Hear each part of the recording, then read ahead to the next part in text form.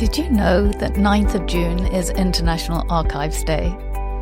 Here at the UN Library and Archives Geneva, we'll be joining in the celebration of International Archives Week with organisations around the world to promote the value and importance of archives and archivists. The theme for this year, announced by the International Council on Archives, is Archives are accessible, archives for everyone. We absolutely agree, and we have news to share. I'm Amy Smith, and you're listening to The Next Page.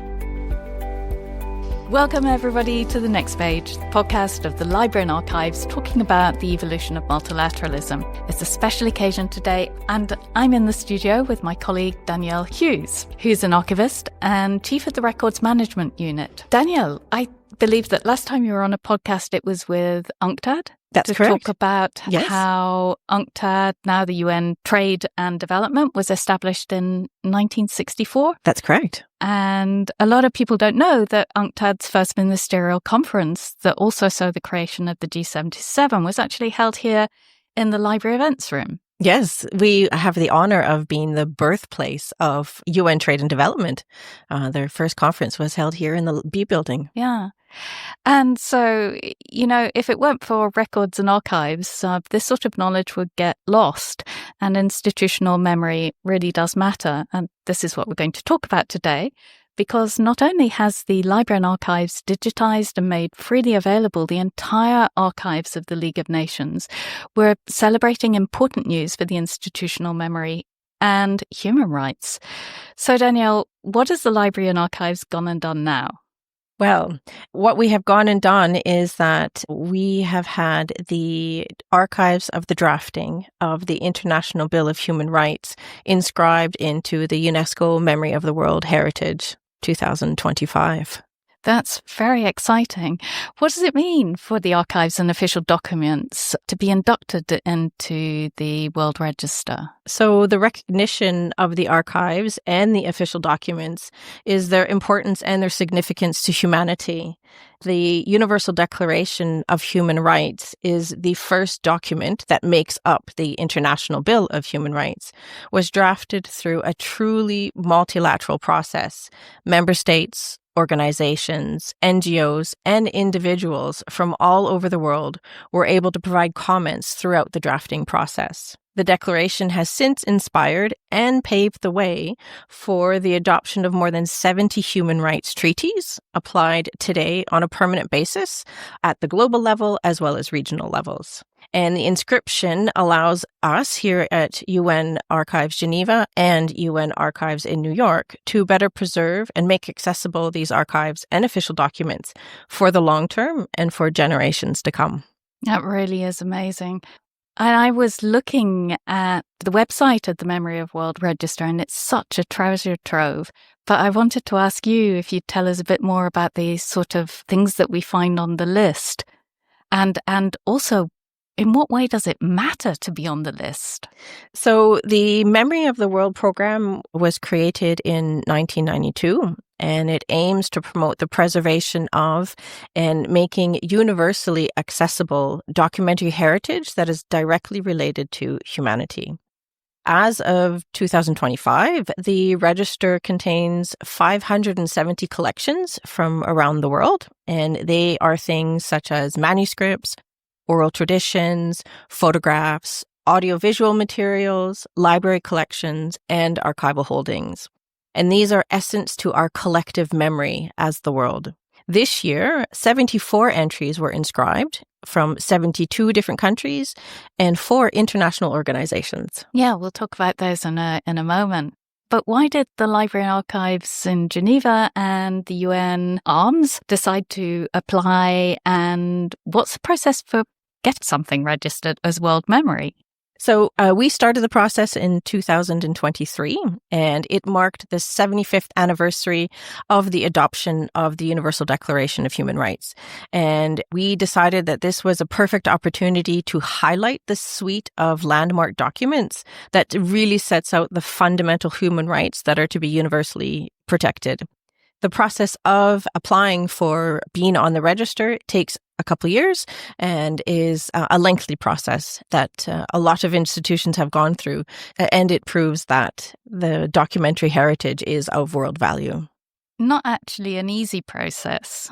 No, it's quite involved. Yeah. So most people do know that the Universal Declaration of Human Rights was partly drafted here in Geneva. The drafting committee was chaired by Eleanor Roosevelt, and the second session of the committee was held in Geneva, and that produced the Geneva draft. The drafting committee was also established in February 1947 in accordance with the decision from the first session of the Commission of Human Rights, and the declaration was finally adopted by the UN General Assembly in its resolution 217A at its third session in Paris on 10th of December 1948. So even though some of the work on the drafting was done here in Geneva, was it a given that the archives ended up in Geneva? No, originally not. The reason the archives of the drafting of the International Bill of Rights ended up in Geneva is due to a space issue in New York. In 1973, the Division of Human Rights, which was part of the Department of Social Affairs, moved from New York to Geneva due to lack of space in the offices in New York. At this time, the division's current registry files, which had been opened in 1970, were transferred to Geneva's registry for ease of reference and safekeeping. It also became soon apparent that the division was very frequently requesting historical files, and they were being heavily demanded, so they were also sent to Geneva in 1975.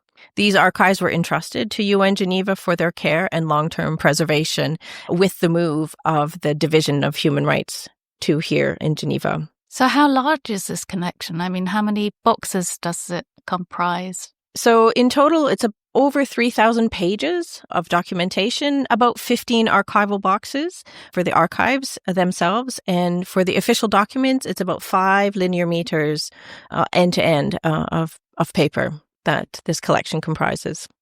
And why documents up until 1966? So 1966 was chosen because that is the date that marks the adoption of the 2 other pacts that make up the International Bill of Human Rights. And those are the International Covenant on Economic, Social, and Cultural Rights and the International Covenant on Social and Political Rights. I see. And have you found in there, in the collection, a document that really stands out for you personally and piques your interest? And if so, what is it and why? Yes, so most definitely. I mean, there's lots of archives within this collection that really stand out. Obviously, there are manuscript letters from Eleanor Roosevelt and Henri Cassin, as well as early drafts of the Declaration of Human Rights, including the Geneva draft.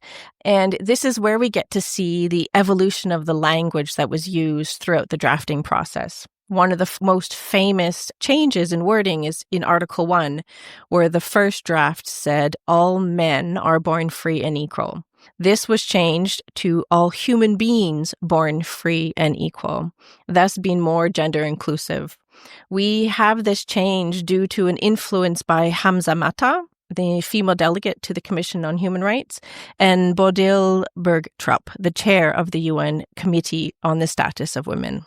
But for me personally, the most marking archives is a letter dated from the 3rd of April, 1948, from a Swiss citizen advocating for an International Day of Recognition on Human Rights. And it happens to be that less than 2 years later, in 1950, the General Assembly designated December 10th, the date that the Universal Declaration of Human Rights was adopted, for this very purpose. Now, who knows what influenced the General Assembly to create such a day? Maybe it was this letter. How fascinating. I really didn't know that. We should perhaps also mention that other important collections from the international organizations in Geneva were also added this year, and you said that earlier. These include the UNESCO International Bureau of Education, their historical archives from 1925 to 1969, and the legacy collection of the International Organization of Meteorology that was founded in 1873, which was the precursor of today's World Meteorological Organization. And also, there were some other additions that include the Geneva Conventions and their additional protocols, which were entered by Switzerland. All of those have gone onto the register this year. The Library and Archives now has 2 archivable collections in the register, the Archives of the League of Nations and the Archives and Official Documents of the Drafting of the International Bill of Human Rights. That's quite a big deal. How many items are listed on the register in total? So as of this year, there are 570 items on the register. Of which 2 are here? Of which 2 are from UN Geneva. So how is this going to help researchers, and how does anyone interested access and consult the documents? Most of the archives and the official documents relating to the International Bill of Rights have already been digitized, and they are available either on the UN Archives Geneva online catalog at archives.ungeneva.org or through the UN ARMS online catalog in New York at search.archives.un.org. Hansa will put those in the notes at the end. Perfect. And the official documents are available through the UN's official document system. Excellent. It really does sound like there's increasing recognition of the need to preserve the memory of multilateral institutions. What message would you like to leave at the end of this conversation about records, archives, and institutional memory? The physical paper records, archives, and official documents of the past are our institutional memory of today. And it is our obligation to preserve them for future generations to be able to access, to be able to use, and to be able to learn from. This obligation does not stop with current digital records. If we want to have an institutional memory in 20, 50, or 100 years' times that is as rich as the one that we have for 100 years ago, we have to proactively take steps to ensure today's records and archives are digitally preserved to ensure that they will still be around in the future for multilateral discussions, learning, and education purposes. This is the next step, and we really do need to hurry along with that. This is the next step, yes. Thanks so much, Danielle. Thank you.